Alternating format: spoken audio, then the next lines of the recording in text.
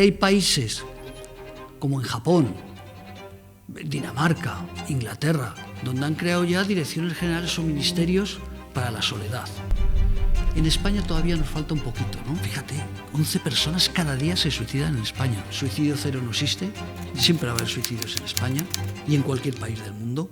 Lo único que se trata es del que se quiera suicidar darle una oportunidad. O sea, ahora tenemos el 024, tenemos nuestro teléfono, que luego lo diré. Normalmente teníamos entre 500 y 700 llamadas. Eso significa que la gente se quiere salvar, quiere buscar un agarradero. Hay más suicidios, pero es porque se cuentan, que antes no se contaba. Tengo muchos amigos, o sea, podría hablar de mucha gente que se han suicidado sus hijos y que no han sabido el porqué. Mi crítica hacia el 024, que tendría que ser la obligación de anunciarlo más. ¿Qué ocurre? Que si lo anuncian tienen que contratar más gente. Al final se ha convertido en un negocio. Bienvenidos a In Recovery Talks, el espacio donde hablamos sin filtros sobre salud mental, adicciones y bienestar. Aquí exploramos historias reales, ciencia y estrategias para una sociedad más equilibrada, porque recuperar el control es posible y cada conversación nos acerca a entendernos mejor. Empezamos. Originalmente la asociación La Barandilla nace para dar visibilidad al mundo de la discapacidad y la dependencia. Contaba hace un momento que yo empecé a trabajar en la ONCE, estuve en Argentina con otro proyecto también de personas con discapacidad y entonces quisimos crear una radio pequeña, pero una radio para dar visibilidad a lo que no se habla o a lo que no se hablaba. Ahora afortunadamente ha cambiado el mundo, ¿no? Y ha cambiado España también.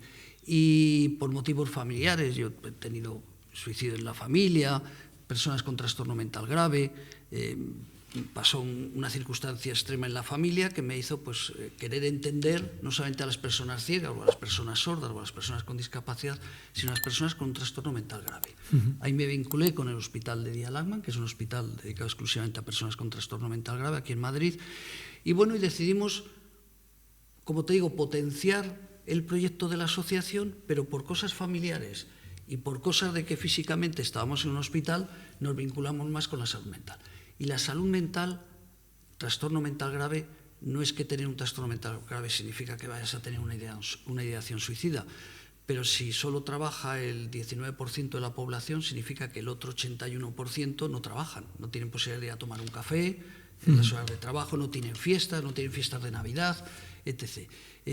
No se casan apenas, te encuentras en soledad porque la gente un poquito te rechaza o te rechazaba. Y eso fue lo de meternos más en el mundo de la Asociación La Barandilla, centrarnos en la salud mental y en la prevención del suicidio. En una época, además, en la que no se hablaba nada de ello, porque ahora mismo sí que está en los medios y salen más cifras, pero hasta hace 15 o 20 años, o incluso menos. Tendríamos que partir de una década que los 70. La década de los 70 en España, yo no soy anticatólico, que quede claro para cualquier oyente, pero estábamos en un país donde el catolicismo, o si vas a los países árabes todavía siguen, el suicidarte era un pecado. Entonces, si te suicidabas, primero te enterraban en Camposanto y segundo era un pecado, era un estigma para la familia. Eso va marcando durante años y nosotros hicimos la primera rueda de prensa en el 2015, que parece que fue ayer y realmente fue ayer, para lo que es la vida, ¿no? Y recuerdo que la primera rueda de prensa, luego si tenemos tiempo puedo un poco explayarme cómo han cambiado los medios de comunicación, pero en 2015 no vino nadie. Suerte que yo ya tenía algún amigo y podíamos, a la gente que vinieron 3 personas que se habían intentado suicidar y que habían superado, un diputado y yo estábamos allí. Como éramos amigos, nos habíamos hecho amigos, pues no pasó nada, ¿no? Pero no vino nadie. Yo recuerdo, y repito, no quiero nombrar a Telemadrid o a la COPE en contra de ellos, sino recuerdo que esos me llamaron y me dijeron, los otros ni llamaron. Oye, mira, es que no está permitido hablar de suicidio, es algo que no se habla.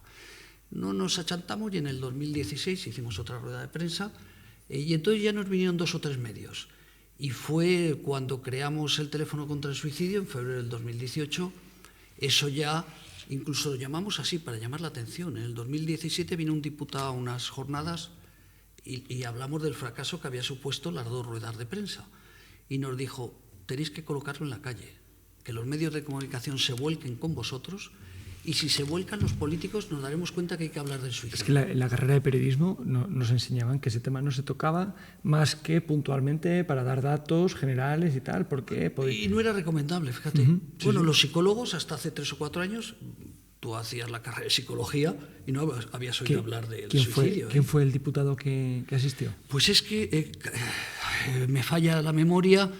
Es un diputado de lo que entonces era Convergencia y Unión, que luego en el 2017 era portavoz de la mesa del Congreso de los Diputados de la Discapacidad. Me saldrá, me tienes que permitir. ¿Fanjul o Tremiño? No, Tremiño era diputado nacional y Fanjul también era diputado director general de la discapacidad, los dos. Sí. Ahora Borja Fanjul es el presidente del Ayuntamiento de Madrid. Este no tenía discapacidad. Me saldrá, me tienes que disculpar, pero un diputado catalán, muy buena persona, excelente persona, y ahí estábamos asociaciones del mundo de la salud mental, recuerdo a Mai, TLP, Teresa Oñate, Trastorno Límite de la Personalidad, y cuando le preguntaba, oye, ¿por qué no se habla del suicidio? Él, fíjate, él nos dio una charla allí, primero decía él, yo no lo entiendo, pero os conviene salir a la calle, y de ahí creamos el teléfono contra el suicidio. El nombre, no voy a decir que no lo dijo él, pero nos motivó porque no sabíamos qué decir, un teléfono de ayuda. Con fuerza. Que quede claro, teléfono contra el suicidio. O sea que eso ya empezamos un poco a marcar. Hicimos la primera carrera contra el suicidio, eso para nosotros, fíjate, abrimos el 2 de febrero del 18 y el 11 de noviembre del año 2018 hicimos la primera carrera contra el suicidio.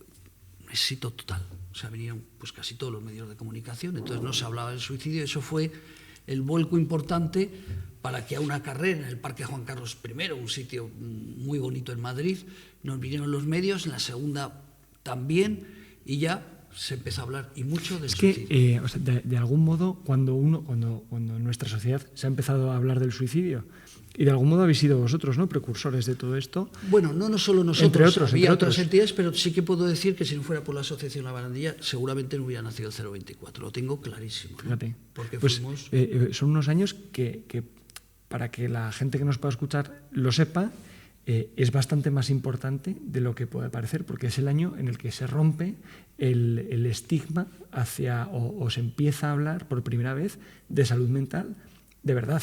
Creo que fue Camus el que decía que no había asunto más serio para tratar que el suicidio, porque es que tiene una cantidad de implicaciones. Fíjate, has sido tú el que ha empezado hablando. No, es que tiene un trasfondo católico y es que lo tiene, ¿no? Entonces, a lo mejor es un tabú o un estigma que está tan impregnado en nosotros que la rotura que ha supuesto es bastante relevante. Fíjate, yo me di cuenta, mi madre, le escuché varias veces, ¿no? Tampoco es una cosa que se hablara todos los días, que decía, ay, el abuelo. Porque hago una aclaración, en los medios de comunicación no hay que hablar de cómo se hacen las cosas, ¿no? Pero esto creo que va a ir para todo el público y sobre todo para gente que si nos están escuchando es porque le preocupa el suicidio. Yo recuerdo que mi madre me decía, ¿por qué el abuelo se tiraría delante del tren? Un señor agricultor, económicamente más o menos bien en aquellos tiempos, el agua del Ebro la quiso llevar con otros regantes a su zona y no llegó. Claro, no había aparejadores, no había arquitectos en el pueblo y lo hicieron como bien pudieron, y tras estar trabajando 1 año o 2 y al final lo que supone meter dinero, no trabajar porque te dedicas con otra gente a hacer una acequia grande, no llegó el agua y se tiró delante del tren. ¿Y eso qué significa? No había seguridad social, no había paro como ahora, no había las ayudas sociales que había ahora. Tú fíjate si ese hombre hubiera oído escuchar el tema del suicidio, que siempre se puede superar. Nadie se quiere morir. O sea, cuando alguien dice que se ha suicidado porque quería, no, lo que quiere es dejar de sufrir. Yo pienso en este señor que lo que quiso es dejar de sufrir, la vergüenza, la ruina. Pues fíjate, si hubiera ido a hablar, probablemente, a lo mejor, no se hubiera suicidado. No había en aquel entonces nada de prevención de ningún tipo. Entonces no. Luego sí que tengo que decir que en el año 2016-2017 la Comunidad de Madrid es una de las comunidades donde menos suicidios hay, porque tenemos la suerte que tenemos, en 20 minutos te viene el SAMUR, en 20 minutos te viene cualquier ambulancia, que eso no pasa en otras comunidades, ¿no?, donde son más aisladas y hay menos población, Galicia, Asturias. Siempre se ha trabajado sobre el tema del suicidio. Lo único es que hasta el 2017-2018 los únicos que sabían de suicidio eran los psiquiatras.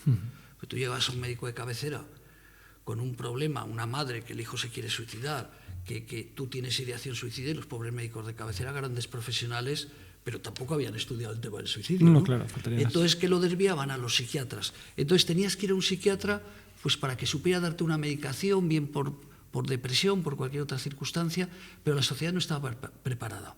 Fue este vuelco de hablar donde se han empezado a formar los bomberos. En la primera carrera contra el suicidio, en el año 2018, vinieron 6 o 7 bomberos vestidos de bombero. Fíjate lo que eso significa con el peso, ¿no?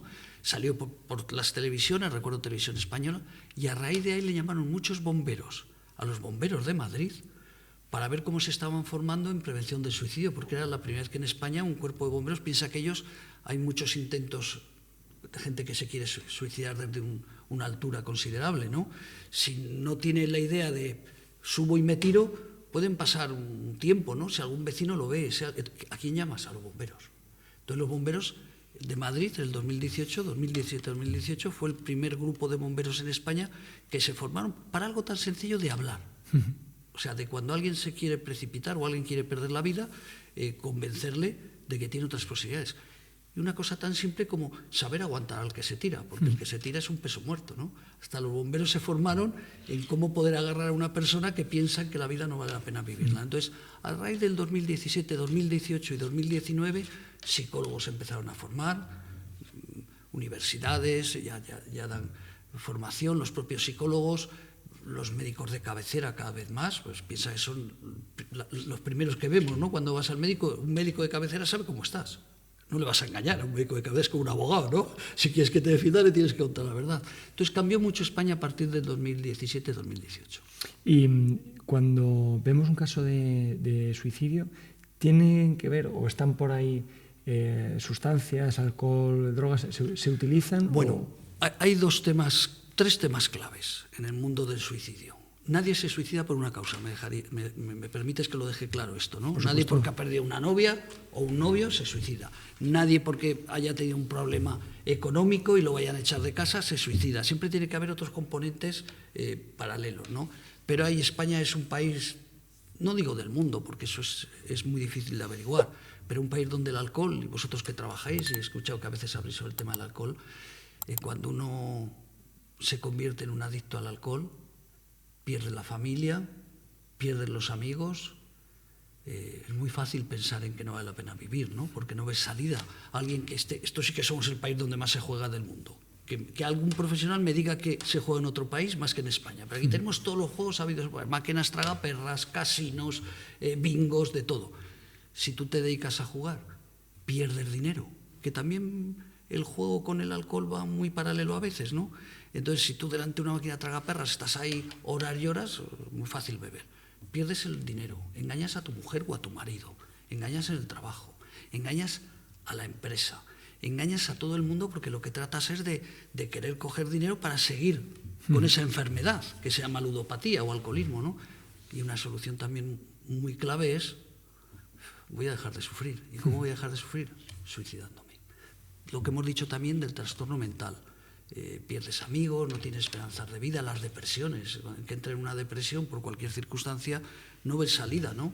Eso que se dice que no ves la luz, y es así. El que está en una depresión profunda no tiene ganas ni de hablar, ni de salir, ni de ir al cine. Eso que decimos, hombre, sal, que será bueno para él, no tiene ganas de salir. El enfoque, José Manuel, de esto no es porque no quiero vivir, sino porque no quiero seguir sufriendo. Esa es la clave. Me parece fundamental, sobre todo para que seamos conscientes de que la solución pasa por agarrarse a una de las muchas herramientas, dispositivos, sistemas de salud, etcétera, que están a nuestra disposición para, se puede acabar o se puede ayudar, ¿no?, con el sufrimiento. Se puede ayudar. Siempre en casos extremos. Yo sí que me gustaría dejar claro desde el principio: suicidio cero no existe. Siempre va a haber suicidios en España y en cualquier país del mundo. Lo único que se trata es del que se quiera suicidar, darle una oportunidad. O sea, ahora tenemos el 024, tenemos nuestro teléfono, que luego lo diré, si te parece. Por supuesto. Hay otros teléfonos también en Cataluña. El Ayuntamiento de Barcelona también creó otro teléfono gratuito, como es el 024. Hay asociaciones por todo el país de la Guardia Civil, tiene un propio teléfono atendido por psicólogos. La Policía Nacional, los primeros fueron, siempre decimos, nosotros fuimos el primer teléfono de España gratuito para ayuda a las personas con ideación suicida. No, fue la Guardia Civil. Ellos fueron antes, en el 2017, nosotros en el 2018. Pero posteriormente la Policía Nacional, desde el año, no me quiero equivocar, 21-22, creo que tampoco va a importar ahora el año, tienen su propio gabinete. Entonces ya hay muchas entidades que han comprendido que la gente... ¿Recibís muchas llamadas? Recibíamos muchas llamadas. O sea, nosotros con el 911-385-385 y 024... Ahí los dejamos. Ahí lo dejamos.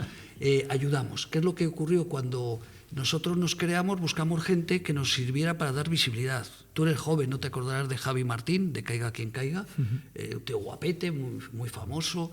Este es una persona con trastorno bipolar que se intentó suicidar y cuando salió del armario de la salud mental fue nuestra imagen. Y luego tuvimos 2 o 3 personas muy populares en España que luchaban. Román Reyes, que se había suicidado su madre, ¿no? Ellos cuando iban a un medio de comunicación ya nos dimos cuenta de lo importante que es hablar. Yo recuerdo que ellos iban a cualquier programa. Hay uno que voy a destacar por el número de llamadas, que es Sálvame, que ya no existe. Fíjate. Tuvimos ahí una duda si ir o no. Javi Martín decía, oye, voy, y digo, ¿ves? Y normalmente teníamos entre 500 y 700 llamadas cuando alguien de nuestro equipo o que aparecía en televisión, aparecía un medio de comunicación y decía, oye, soy la imagen, o si tienes un problema, no estaba el 024, llama al 911-385-385. Pues recibíamos 600, 700 llamadas y cuento la anécdota de Sálvame, porque es un programa que todos tus oyentes seguro que les suena, hasta hace 2 o 3 años, que tenía una imagen no muy buena, tenía una imagen así un poquito peculiar, pero sin embargo recuerdo fueron más de 1000 llamadas las que recibimos. Ahí nos damos cuenta también de la audiencia de los programas, porque según te llamaban, pues eso significaba que tenía más audiencia en los programas. La franja horaria, la franja horaria, todo cosas. influye. Luego eso significa que la gente se quiere salvar, quiere buscar un agarradero, ¿no? Alguien que sobre todo que sea profesional. O sea, nosotros hemos tenido más de una persona que se había intentado suicidar y que venía a trabajar como voluntario a nuestro teléfono. Oye, y esto ya es cotilleo puro. Como una asociación privada, ¿cómo conseguisteis movilizar recursos para montar? Bueno, pues primero con un préstamo de 30.000 euros, así lo digo. ¡Qué valientes! Sí, pero es que por circunstancias personales mías y por circunstancias de la asociación, que todas las instalaciones de la asociación están cedidas por un hospital de personas con trastorno mental grave, ¿vale? Teníamos claro que teníamos que hablar, porque lo habíamos vivido, ¿no? Entonces, ¿cómo teníamos que hacer? Pues pidiendo un préstamo. Afortunadamente ahí estaba el aval mío, estaba el aval de la presidenta, estaba el aval del hospital, no nos pusieron ninguna pega, ¿no? Pero que luego había que pagarlo todos los meses. No, el aval lo puedes tener, pero que luego hay que devolver el dinero. Que luego hay que devolver el dinero. Entonces decía que bueno, ahí nos dimos cuenta de que era fundamental esta herramienta y de hecho fíjate si era fundamental y si acertamos que tras la primera manifestación en el 2021, porque ya las carreras primero perdíamos dinero, pero perdíamos dinero porque es algo que no vendía, era muy difícil buscar publicidad en aquellos tiempos para el suicidio, ¿no? Entonces hicimos la primera carrera contra el suicidio que fue para nosotros un negocio increíble. O sea, perdimos dinero, pero nos situamos, conseguimos colocar el suicidio en la sociedad. Con la segunda carrera también, pero dijimos, nos hemos cansado. Afortunadamente otra entidad ya ha hecho la tercera, la cuarta carrera, el año que viene era la quinta, ¿no? Entonces nos dimos cuenta que era muy importante hablar, por eso decimos el préstamo, por eso decimos salir adelante, y fíjate si fue exitoso que tras la primera manifestación que nos vinieron todos los partidos políticos en el 2021, el 10 de octubre del año 2021, o sea, un mes después de la de la manifestación que fue el 10 de septiembre, el 10 de octubre el presidente de gobierno, pues yo no sé si para parar a toda esa contestación social que había... ¿No lo sabes? No lo sé, si fue por eso, porque algo tenía que hacer, o fue porque alguien le asesoró y dijo, bueno, si ya hay un teléfono contra el suicidio que están recibiendo miles de llamadas al año, vamos a hacer nosotros otro. El hecho es que el 10 de mayo del 2022 nació el teléfono de ayuda a prevención del suicidio, el 010, y nosotros como entidad nos apartamos. O sea, no quisimos competir, no tendría ningún sentido. Primero que el 024 es más sencillo. Segundo, que no cuesta nada porque lo paga el Estado. Y tercero, que los medios de comunicación, si lo hubieran hecho bien, que luego eso podemos hablar otro día, que hoy no va a dar tiempo, nosotros criticamos que el 024 no haya publicidad, porque lo vivimos en su día, ¿no? Si tú no te anuncias, si tú no comunicas... La gente no sabe cuál es el 024. Afortunadamente está en los hospitales, está en casi todos los sitios oficiales que tenga que ver con la salud, está ahí. Pero sin embargo... Sí, pero es cierto que con el tema de la mujer se ha hecho un muy buen trabajo y es un número muy conocido. El 024 es conocido, creo que sí, porque hemos hablado mucho los medios, hemos hablado todo el mundo, pero yo critico que tendrían que hacer, no te digo machacar, pero cada cierto tiempo, cada 2 o 3 meses, una pequeña campaña. ¿Tú percibes que en estos últimos años ha habido algo de cambio en ese estigma o en ese tabú? Totalmente. Ya no solo por los medios, por los agentes propagadores que sois vosotros, sino en la calle, en las conversaciones. Totalmente. Yo recuerdo el abuelo Cebolleta, me estoy convirtiendo, pero oye, ¿qué culpa tengo yo si tengo experiencia, ¿no? Recuerdo que para financiar el teléfono contra el suicidio, cuando ya teníamos en mente crear un teléfono, y ya tuvimos que recurrir al banco posteriormente, pero sacamos un boleto para un sorteo. Todas las asociaciones hacemos sorteos de Navidad, sí, casi todas, ¿no? Sí. Nosotros seguimos con nuestro sorteo también. Pero entonces empezamos con un sorteo muy baratito, y no sé si era una televisión o era algo, y recuerdo que contraté contratar sin pagar, a 2 compañeros de la ONCE, de mi época anterior en la ONCE, que eran vendedores, a que salieran a vender nuestra lotería. Porque claro, si un tío está vendiendo el cupón de la ONCE, pues es más sencillo vender una lotería. Y nos lo devolvieron y dijeron, José Manuel, la gente me dice sobre el suicidio, si el que se quiere suicidar se va a suicidar. Igual, año 2016. Es que no ha pasado nada de tiempo. Que no ha pasado nada. Fíjate. Entonces la gente, ¿cómo iban a comprar para el suicidio? Cuando hace 10 o 15 años nos hablaban, el motivo, uno de los motivos que se daba de no debemos hablar de esto es para no dar ideas, ¿no?, a aquel que se lo está pensando. Pero la experiencia ha demostrado que esto era un mito o que era cierto. Es un mito. ¿Qué es lo que ocurre? Fíjate, me he traído una cifra porque yo soy muy despistado y cuando tienes tantas cosas en la cabeza es 13 de diciembre del 2021, Verónica Forqué. Voy a poner ese ejemplo. Estamos analizando todavía, pero es muy difícil profundizar por el tema de la privacidad. España, en el tema de los datos, es muy complicado. Puede ser que hubiera una pequeña subida, pero tan pequeña casi ni apreciable, ¿no? Pero fíjate, ya se suicidó el 13 de diciembre del 2021. 13 de diciembre. En poquitos días, en una semana, hubo exactamente, lo hemos comprobado, hubo 1.200, lo tengo por aquí, perdón, ahora no lo habré encontrado. Impactos. Bueno, impactos, pero sobre todo 138 periódicos hablaron, La Voz de Galicia, La Alerta de Santander, 138 periódicos en poquitos días hablaron de Verónica Forqué. ¿A qué voy? La gente necesita que se hable de esto. Esto es un ejemplo, ¿no?, con lo de Verónica Forqué. ¿Por qué no puedo decir tajantemente que en vez de hacerlo bien los medios en aquel momento salvarán vidas? Se hablaban de barbaridades, que si la culpa había sido porque había pasado por un programa de televisión, que tuvo que salir ella, si me ayudas a recordar, de estos programas, concursos de cocinar. Eran muy famosos, ahora no recordaremos ni tú ni yo, pero hubo un concurso muy importante, Masterchef o algo así. Sí, hay una edición Celebrity, ¿no? Eso es. Sí. Entonces, bueno, ella estaba allí, lo que pasa es que la pobre tenía una depresión de caballo, que no se la había curado, ya llevaba unos años con la depresión, y bueno, pues tuvo que dejar el programa, por eso es mucha tensión, ¿no? Bueno, acusaron al programa de televisión, yo he leído reportajes tremendos, ¿no?, de que habían tenido la culpa, que ella hubiera tenido esa ideación suicida, ¿no? Simplemente es que la mujer en ese momento pues no estuvo, si no recuerdo mal, había fallecido su marido, estaba separada, bueno, una serie de circunstancias donde, pues un día decidió terriblemente dejar de sufrir.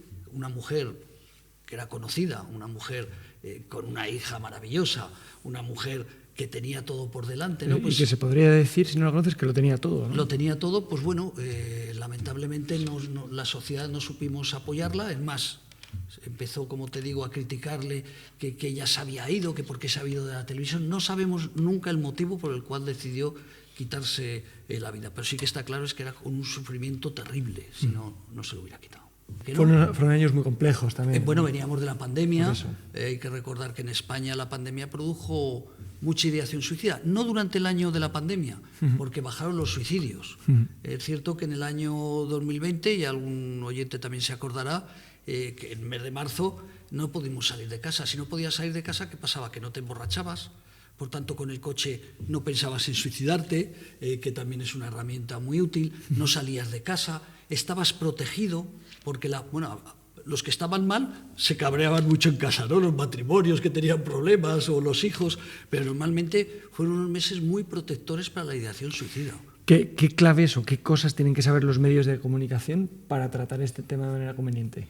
Pues primero no contar, que no sea algo misterioso, ¿no? Sí, que tampoco lleve morbo, que no busquen el morbo, lo que te decía con Verónica Forqué, si el programa se llevaba mal. No, hay que hablar, se ha suicidado 10 personas al día, tampoco a lo mejor haría falta hablar del nombre, pero sobre todo cuando se hable del suicidio, lo fundamental es que luego demos algo, que es un teléfono.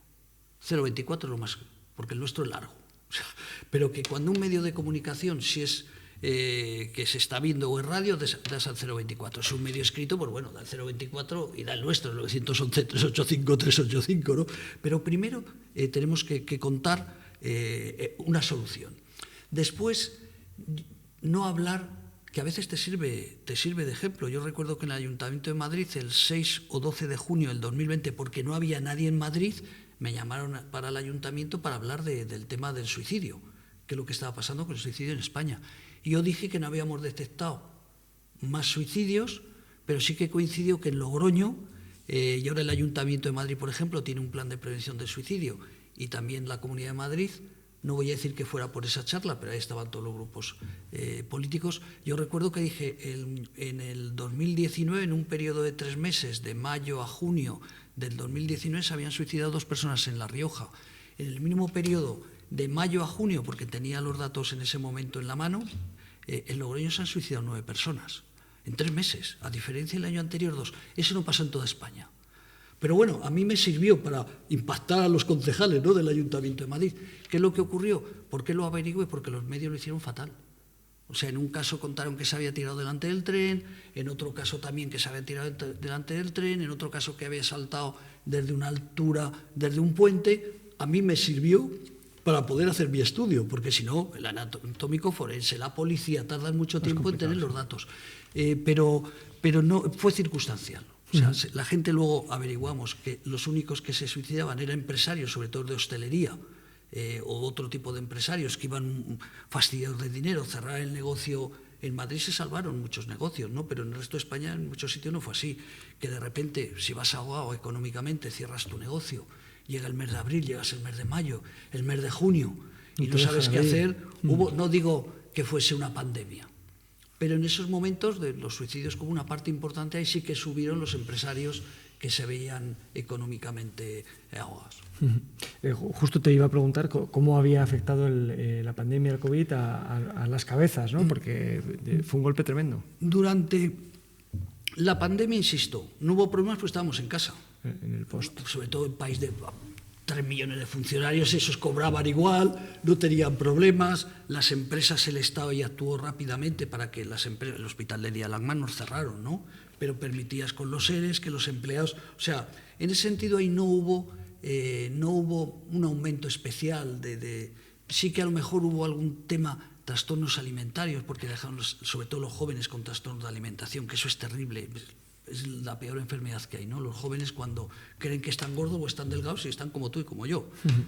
Entonces ahí sí que hubo algún problema grave, ¿no? O las personas que no podían asistir a sus médicos, claro, todo el mundo nos centramos, lo sanitario, en salvar el COVID. Entonces ahí sí que la salud mental perdió bastante, las personas que tenían que ir a su centro y no podían ir, pero en aquel momento no llamó la atención. Se ha descubierto después que eso sí que nos transformó. Los niños, que nos parecía una tontería, los niños, tú estabas en casa, salías a aplaudir o no, pero estabas preocupado, la televisión permanentemente se hablaba de muertos, morían en las residencias, morían en cualquier sitio, no se podía enterrar a la familia. Eso nos produjo un gran problema, esas 80.000 personas que fallecieron. Imagínate 80.000 familias, que muchos de ellos no pudieron enterrar a su familia, ¿no? Pero sobre todo perjudicó a los niños, porque los niños creemos que no se enteran, pero se enteran de todo. Entonces, eso sí que... Y todavía puede haber alguien, ¿no?, que siga sufriendo aquellas consecuencias, pero ya ha pasado. O sea, yo soy de los que digo, ya ha pasado, no podemos hablar del COVID, porque ya ha pasado. O sea, ya nos hemos podido recuperar. Sí que hubo alguien que si ya tenía problemas, en ese momento saltarán por las circunstancias, algún tipo de enfermedad mental, alguna depresión, que una depresión también es una enfermedad mental, que saltó en aquellos días y que ahora van a seguir pagando las consecuencias, pero a lo mejor hubieran saltado por otras circunstancias, ¿no? Luego, yo creo que afectó, y de hecho ahí se ve la subida de suicidios que hubo a partir del año 2020, pero yo quiero aclarar que personalmente, con mi experiencia, pequeña o grande, yo más que un aumento de suicidios terrible por el COVID, o que estos últimos años ha habido más suicidios, es que se han contado. O sea, la gente se ha preocupado más, los anatómicos forenses, la policía, los bomberos, las propias familias ya no tienen ese estigma que tenían antes, que había casos donde sabemos, porque ha pasado mucha gente por nuestra asociación, ¿no?, que se había suicidado un familiar y nos decíamos, pues que a mí, yo no aparece mi hijo o mi padre no aparece como suicidio, porque era más cómodo, ¿no?, poner que había sido otro tipo de muerte, la gente no lo quería contar, había mucho estigma. Ahora estamos en una fase de bajada ya, 2024, sobre todo 2025, y va a ser este 2026, donde va a haber menos suicidios. Pero suicidios va a haber y muchos, porque el colectivo que más se suicida son las personas de mayores de 65 años.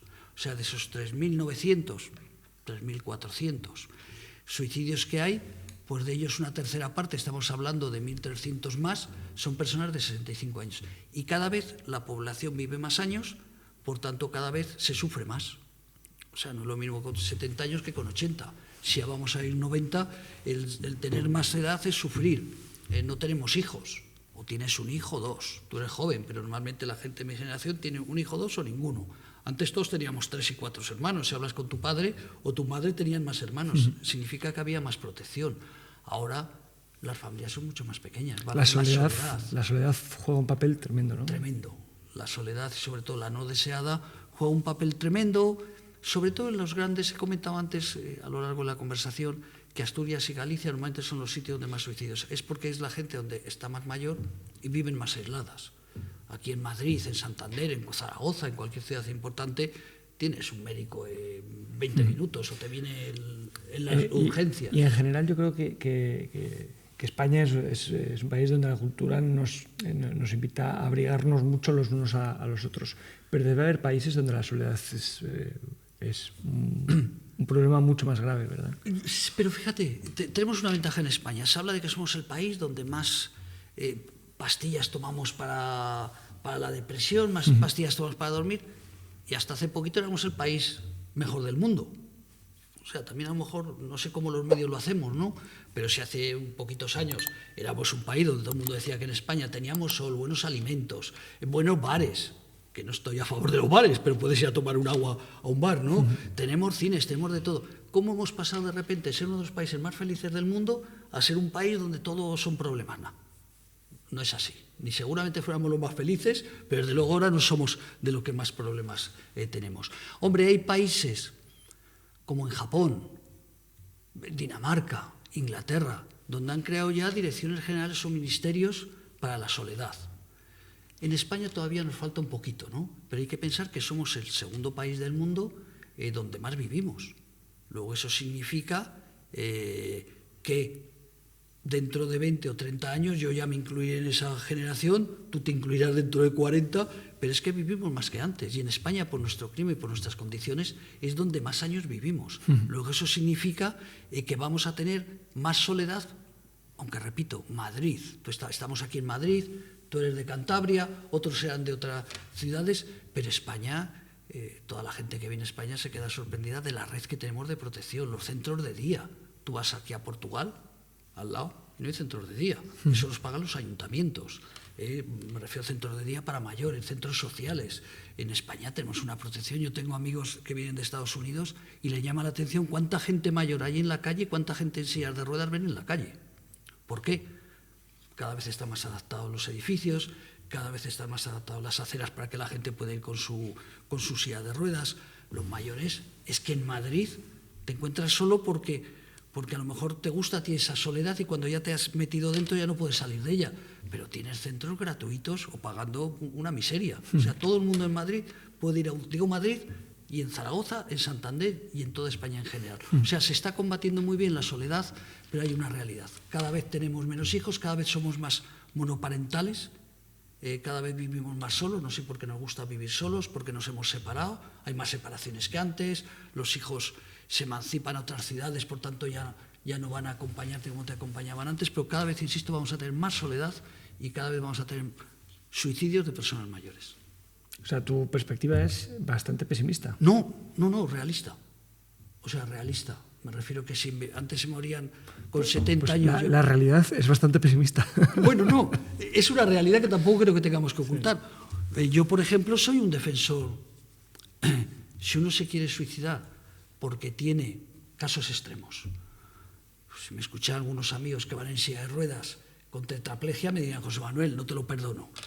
Pero si hay una persona con una gran tetraplegia, donde no puede moverse, donde sufre un dolor terrible, o una persona mayor que sufre una enfermedad degenerativa y que sabe que va a acabar muriéndose, ahora hay cuidados paliativos, ¿no? Pero yo también soy defensor de que si alguien quiere perder la vida porque no encuentra esa salida, que por su edad o por sus circunstancias no se va a poder solventar, fíjate que contrario, te digo, soy el promotor, la Asociación La Barandilla, del teléfono contra el suicidio, soy el mayor defensor de apoyar a las personas con ideación suicida, pero precisamente por eso te digo que en muy poquitos casos, pero en España hay una ley de eutanasia. Yo no estoy en contra de ella. No me gustaría a mí verme en unas circunstancias, repito, en uno de los supuestos, ¿no? En uno de los supuestos, pues yo con un psiquiatra, un médico, un juez, yo sería defensor de que esa persona, si decide quitarse la vida, con todas esas circunstancias de que haya personas que avalen esa teoría, cada uno tenemos también derecho, ¿no? José Manuel, ¿y qué hay de todos estos casos que pillan por sorpresa o que aparentemente pillan por sorpresa? ¿Es porque lo ocultaban muy bien o porque no somos capaces de detectar las señales? No somos capaces de detectar las señales. Ahora ya hay más. Mira, hablaría de nombres. Yo voy a pedir, ¿me dejas que haga una publicidad? El 1 de marzo. Es Madrid, o sea, tendrían que ir el 1 de marzo a las 12 del mediodía a la Biblioteca del Retiro Eugenio Trías, en el Parque del Retiro. Maravilloso. O sea, si alguien quiere hacer turismo ese día, que se venga al Parque del Retiro, que ya el 1 de marzo no hará tanta lluvia como hace ahora por España, estas fechas. Y ahí van a hablar dos padres, uno de ellos que admiro y que quiero a los dos, soy amigo personal de ellos, vienen uno de Navarra y otro de Madrid. Y cuento el caso. Uno se ha creado su propia asociación para ayudar a las personas con ideación suicida y para ayudar a las personas que han sufrido el fallecimiento por suicidio de un ser querido, que es Francisco Carcavilla, que su hijo se suicidó con 19 años y le pilló totalmente por sorpresa. Sabía que había pasado un problema de acoso, tenía malos momentos, pero él, ¿cómo va a pensar, tío guapo, un chaval de 19 años, se iba a suicidar?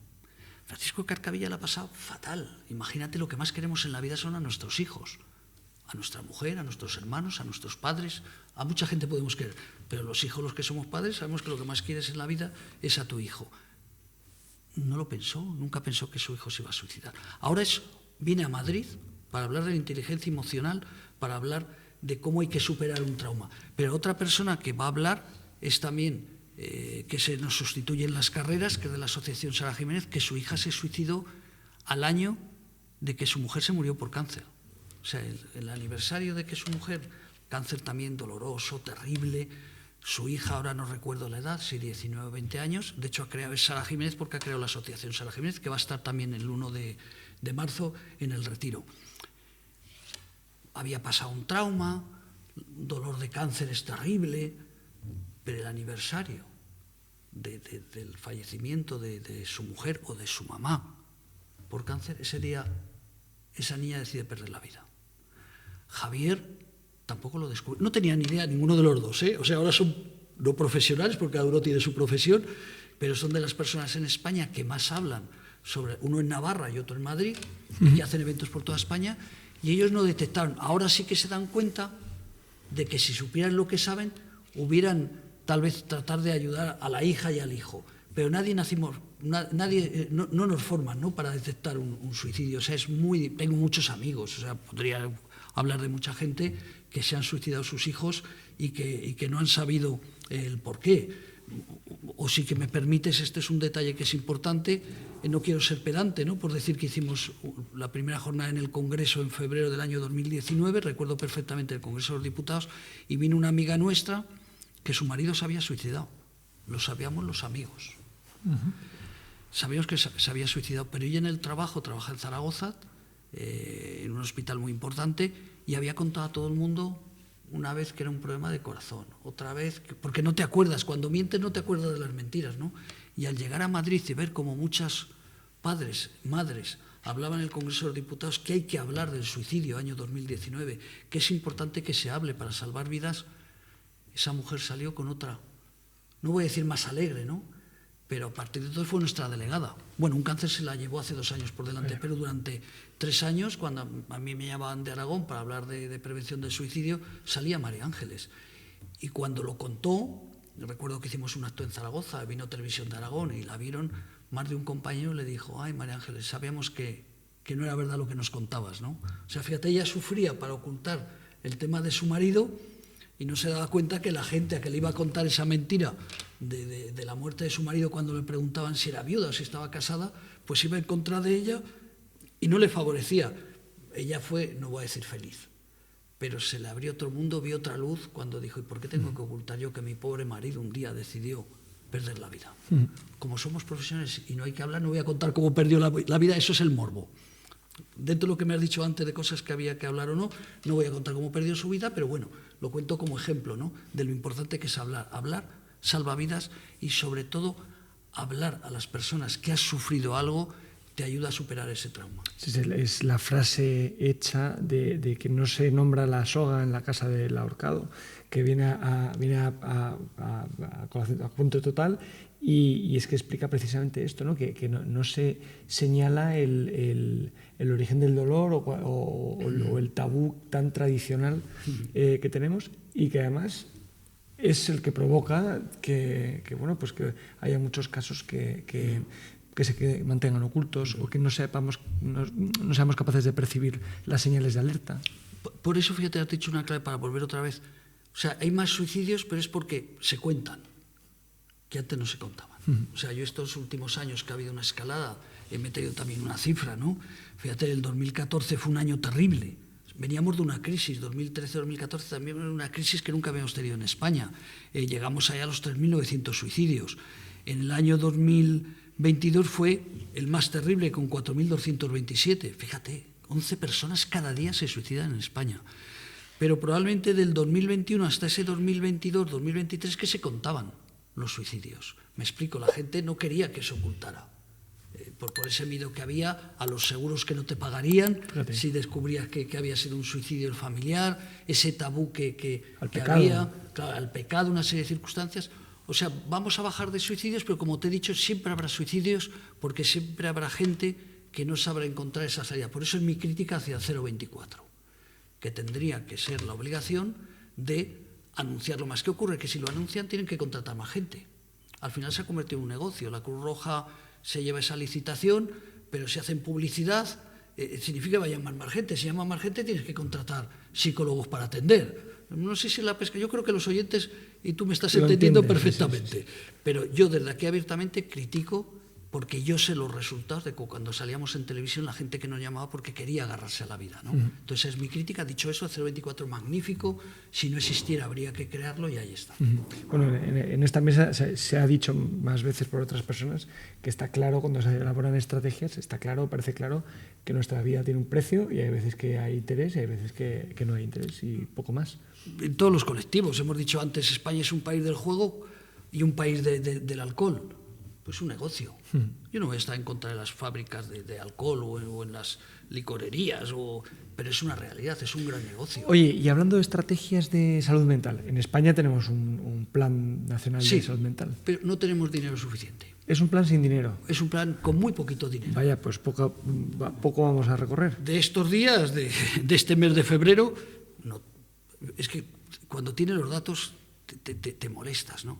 Tema del año, ¿cómo estamos en España ahora con esto y la frase cómo es de hablar de Franco y de hablar de los 50 años de Franco? El otro día me llegó una información de que un tema de presupuesto, 13 millones más, que está muy bien para hablar de la democracia en España, de algo que pasó, que se murió Franco hace 50 años, y sin embargo no lo amplías para otras cosas que hay más necesidades. Probablemente sea un negocio, porque a algún sitio tendrán que ir a parar después de los cientos de millones que se han invertido en eso, ¿no? Y repito que no estoy hablando de política, que nadie se confunda, pero es que me ha salido esa frase, para una cosa que hasta manila pasada, ¿cuánta gente estará viviendo del tema de que Franco murió hace 50 años, que todavía después de esos centenares de millones, en este mes de febrero se aumenta otra partida por ahí colada de 13 millones más. Y bueno, pues que nos dedicarán a otras cosas que realmente son más necesarias. El problema es don dinero. Como siempre. Como siempre. Pero ni tú ni yo lo vamos a poder evitar. O sea que por eso no es que sea negativo, es una realidad. Hoy en día estás viendo, porque las causas a las que te has ido refiriendo muchas veces son motivaciones a lo mejor siempre varias, pero has hablado varias veces de dinero, ¿no? Cuando has hablado de juventud, has hablado también de acoso. ¿Cuáles son los principales motivantes? Vamos a ver, el dinero. Se suicida el pobre y el rico. Vamos a dejarlo claro. O sea, no pensemos que por ser pobre te vas a suicidar. Si no, en África estarían suicidándose todos los días y menos suicidios que en España. Pero hombre, el dinero, no sé si me voy a desviar, pero no quiero desviarme. Nosotros cuando dejamos el teléfono contra el suicidio y creamos el área de prevención, recuerdo que subvencionábamos a la gente. Nuestra idea era, oye, que la gente pagara. No queríamos que pagaran 70 o 80 euros la hora si venían a atendernos, pero si podían pagar, que pagaran algo, ya que al psicólogo le pagábamos nosotros, ¿no? Entonces, para ser gratuito pedíamos fuente de ingresos, o que no tenían nómina, o la declaración de Hacienda, algo para que nos pudieran demostrar que estaban sin ingresos. Recuerdo que un día con un grupo de psiquiatras amigos les digo, oye, ¿qué pasa, que los ricos no se suicidan? Era una pregunta que yo lo hacía un poco de coña, digo, porque solo viene gente humilde. Me dijeron, hombre, es que la gente que tiene dinero no viene a nosotros. O sea, vienes al privado, ¿no? O al psicólogo privado o al psiquiatra privado. Entonces, no es que el dinero sea importante, pero este es un ejemplo. O sea, la gente que nos llama a nosotros es porque no tiene dinero para ir, o a lo mejor no saben que hay psiquiatras especializados, psicólogos especializados. Es muy importante. ¿Qué ocurre? Hombre, si no tienes dinero, bueno, en España hay un grave problema. Estamos hablando de que en este momento es donde más trabajo hay. O sea, más puestos de trabajo se han desarrollado. Bueno, pero ¿cuántas horas trabaja? Hay mucha gente, más de 1 millón de personas que trabajan en ayuda a domicilio. Una parte importante, gente que viene afortunadamente de fuera del país, porque no tenemos gente en el país, ¿no? Pero esa gente, ¿están trabajando las 40 horas o están trabajando 20 horas? Entonces, ¿a qué voy? Que hay una realidad, que hay una falta muy grave. Hay gente muy rica, hay gente rica, pero hay gente que tiene muchos problemas económicos. Entonces, si tú no tienes... y sobre todo las redes sociales, lo que hablamos de los jóvenes también, que a mí no me preocupa. Hay muchos aumentos de intentos de autolíticos de niños jóvenes, pero tampoco hay tantos suicidios como a veces se dice. Pero claro, si tú ves que en las redes sociales tus papás, tu amigo, se va de vacaciones a no sé dónde, si somos mayores parece que nos viene fenomenal que estemos en un sitio caro, en un sitio elegante, tomando... Eso te va marcando, ¿no? El que no pueda alcanzar esas cifras o esas situaciones, pero eso no significa que te vayas a suicidar. Pero, no sé si me explico cuando estoy hablando, sí. O si tú estás viviendo en casa con el problema de trabajo que no llegas para pagar a final de mes y el inquilino, o sea, y el dueño te está diciendo, macho, págame si no te voy a echar. Eso, como tengas otros problemas, una familia desestructurada, es carne de cañón, como una depresión, ¿no? Me refiero que es muy cerca de tengas ideación suicida. Los jóvenes, ¿qué diferencia hay? ¿Por qué ahora hay muchos más problemas en los jóvenes que antes? Teléfono. Esto es el gobierno, igual que se ha hecho en Australia, pero que se haga también en España. Los niños con 14 años tienen acceso a todo. Y a la gente no nos parece importante eso. Pero yo recuerdo que ya tengo ya los 60 cumplidos hace unos años. Yo recuerdo que con 13, 14 años estaba el Penthouse, que eso era algo caro. El Life, que era una revista donde podías ver unos pechos, era más barato. El Interview, que tenía unas páginas, y no estoy hablando de nada que no podamos hablar a cualquier horario, pero es que un niño con 13 años y 12 años, entonces era amor. Digo amor que tú veías algo, pero es que ahora ya ven, no voy a decir la palabra follar, pero la digo como si fuéramos animales, niños de 13 y 14 años. Entonces, ese concepto del amor, de la sexualidad que podía haber antes, ahora está desbocado. O sea, esto es, cuando me dices acoso, problemas, el teléfono. Y no solo pornografía, porque también los cánones, los estándares, la información que reciben, que es muy... Claro, yo entiendo que puede existir una frustración si tú recibes permanentemente información que luego levantas la vista y no se ajusta con tu realidad y con la de casi nadie, ¿no? Entonces, bueno, es una suma de de cosas que va generando unos problemas de salud mental. O sea, hay unos pasos previos hasta que se llega a esa situación de quitarse la vida, ¿no? ¿Cuáles son las señales por las que podemos detectar que un familiar está recorriendo un camino peligroso? Primero, el dejar de dormir. O sea, parece una tontería, pero cuando tú tienes cualquier adicción o cualquier problema, el dejar de dormir, el dejar de hablar.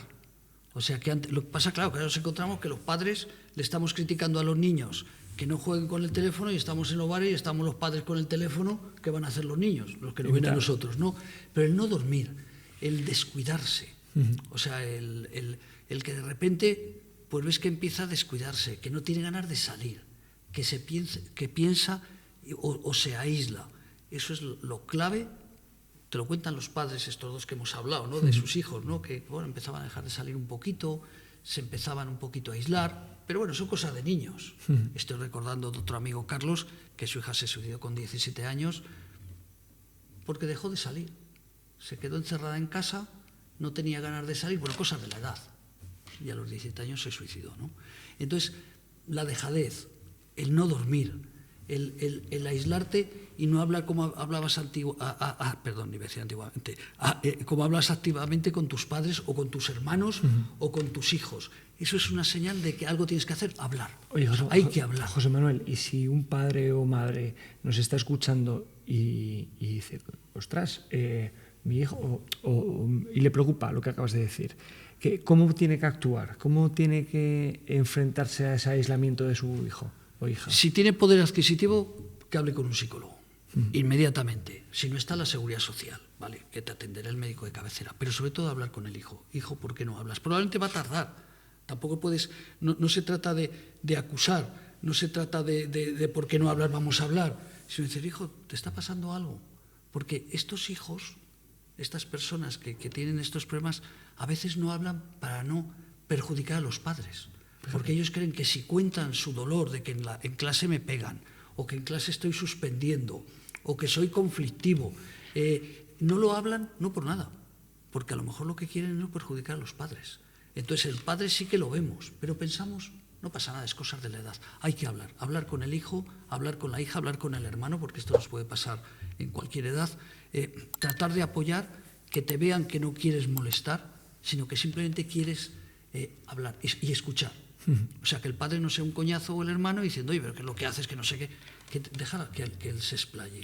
Y él, si habla, te vas a dar cuenta que es lo que le pasa. Y sobre todo, que es lo primero que has dicho, ir al sistema de salud pública, que es que para eso está. Donde están nuestros profesionales. Tenemos un país maravilloso, con todos los problemas de colas que antes, pues a lo mejor ibas al médico y te atendían el día, ahora a lo mejor tienes que ser 2 días, antes tenías un problema, ahora tal, pero tenemos todavía un buen sistema de salud. Y hay mucha gente que tiene encima medicina privada, pero recurrir, son profesionales, un médico de cabecera es maravilloso. José Manuel, y toda esta irrupción de la inteligencia artificial, ¿tú lo ves como una amenaza o como una oportunidad? No tengo la información suficiente, porque he oído hablar mucho, pero no tengo la información suficiente y por tanto estoy pensando qué decirte. Fíjate, en este momento es algo que estoy pensando que decir. Yo creo que es muy bueno para los niños, les puede ayudar. Antes teníamos que ir a la biblioteca. El otro día me hice una foto y vi que tenía una biblioteca de hace 40 años ahí en el comedor donde querías saber algo y lo mirabas en la biblioteca. Ahora lo tienes. Es que cualquier cosa en el trabajo que quieras hablar sobre inteligencia emocional, que te dan una clave muy importante. Sí. Yo no creo que eso sea malo si se le pone una cortapisa. Yo el otro día hablando con una persona, con Rodrigo Rato, una persona mayor, Rodrigo Rato no lo recordarán nuestros oyentes, pero es una persona que fue vicepresidente de gobierno, también ha pasado por la cárcel, pero fue vicepresidente de gobierno, ministro de Economía, una de las personas más brillantes que hay en el país. Lo digo como cabeza brillante, que el joven tiene 75 o 76 años. Y no sé cómo sale la broma, le enseñamos lo que era, estábamos sentados, de cómo podíamos levantarnos y hacer. Se quedó de piedra. Te hablo de una persona inteligente. O sea, es que lo que se está convirtiendo ahora,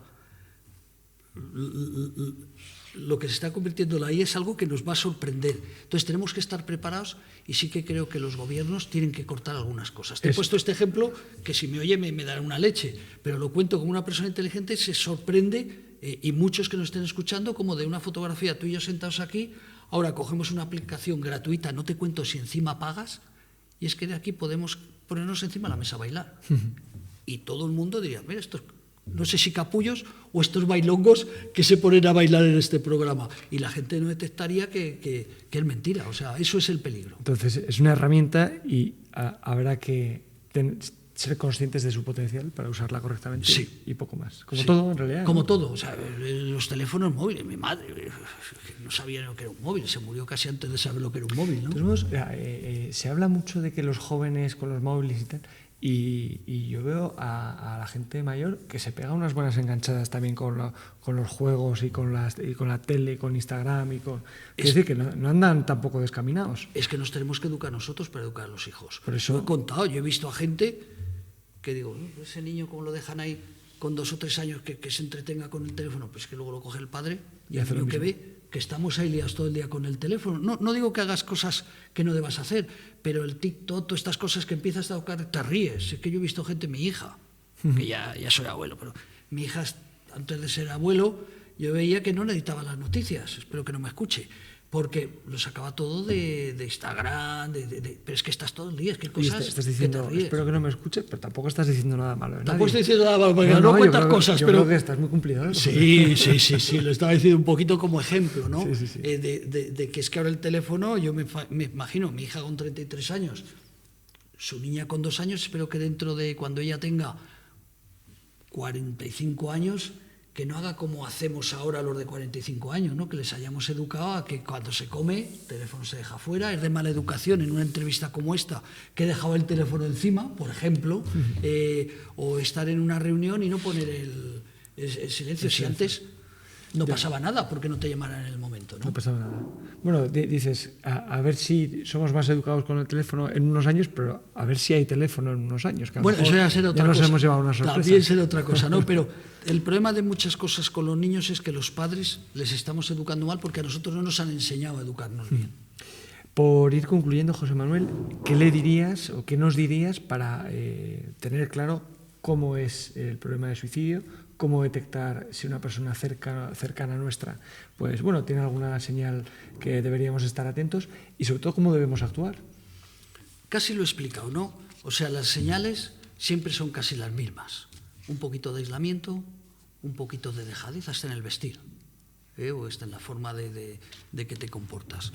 Aislamiento, forma de vestir, hablar de cosas tristes, hablar no con la alegría que tenías antes. ¿Cómo actuar? Hablando. O sea, si yo veo que mi hija o mi hermano se descuida, ¿qué pasa? ¿Has tenido un problema? A lo mejor simplemente es un problema que le ha dejado la novia o que está perdiendo el trabajo, pero no lo contará. Si tú ves que no sale de casa, hombre, si eres mayor, a lo mejor porque no te apetece salir, ¿no? O vas perdiendo amigos y esta es otra soledad que no tiene por qué ser mala, ¿no? Pero si empiezas a dejar de salir con tus amigos, te aíslas en casa también. Oye, cariño, que no te apetece salir, has perdido la amistad con él. Y si le damos la clave, el niño nos va a ayudar. Y si vemos que es un problema que ya no nos sentimos capaces de hablar con él, inmediatamente al psicólogo. O por lo menos, si no tienes dinero para el psicólogo, convencer a tu hijo, a tu hermano, a tu padre, que vayamos al médico de cabecera. Que el médico de cabecera, en un mes o en 2, nos llevará al psiquiatra o al psicólogo. Eso depende de la zona de España donde vivamos, porque en unos sitios es más rápido que en otros. Pero eso serían las claves. Estar atento, escuchar y, sobre todo, hablar, pero que hable el otro. O sea, yo no puedo estar diciendo cosas que tendrías que hacer, deja que el otro te cuente cuál es su problema, ¿no? Y ahí mismo te irás dando cuenta. Los amigos en los colegios, se está hablando mucho en los colegios de estas personas que he nombrado, que he dicho del 1 de marzo a las 12 en el retiro, que ellos dan clases espectaculares, y los niños, cuando tú les cuentas problemas, se abren. O sea, se abren y cuentan sus problemas. Pues vamos a hacerlo en casa también. ¿Y llamar al número? Y llamar al 024, que es el más sencillo. 024 es sencillo, te van a atender profesionalmente, y si no hay otro que es más largo, si estamos innovadores, que también es fácil, que es el 911-385-385. Pues 1.000.000 de gracias por estar hoy con nosotros, y espero que mucha gente pues pueda Estoy seguro profundizar que sí. Un poco más en este. No me quiero ir sin agradecerte que hagas estos programas porque, insisto, los que hemos vivido y hemos sabido lo importante que es hablar, todos los programas que haces en general, ¿no? Pero este en particular, hablar de lo que no se habla ayuda a salvar vidas y sobre todo ayuda a tranquilizar a la gente. Muchas gracias a vosotros. Por favor, a vosotros. Pues Hasta que hemos llegado. Pues un placer. Ahora vamos a quedar... Gracias por escucharnos y acompañarnos en este episodio de In Recovery Talks. Si esta conversación te ha hecho reflexionar, compártela y ayúdanos a seguir derribando barreras en salud mental y adicciones. Si te ha gustado y quieres estar al día, suscríbete a nuestro canal y encuéntranos en tu plataforma favorita y en inrecovery.es, porque hablar de esto es parte del cambio. Nos escuchamos en el próximo episodio.